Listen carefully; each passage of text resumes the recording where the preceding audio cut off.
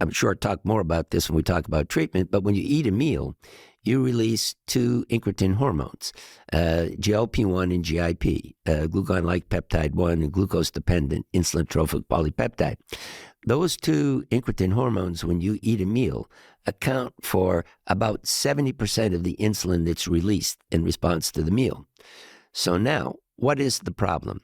Is the problem that you don't release enough GLP-1 and GIP, or is it that your beta cell is refractory to the GLP-1 and GIP? Well, it's the later. So let's say that again, Ralph. I want to make sure people understand this. And the reason it's important is, obviously, everybody listening to us right now is very familiar with drugs like semaglutide and tirzepatide. Yep. But I want people to understand why those drugs were developed. And of course, semaglutide's already probably the third generation of it anyway. So when we go back in time, we'll understand why people try to develop these drugs. But just say that again. So you eat your meal. Yep.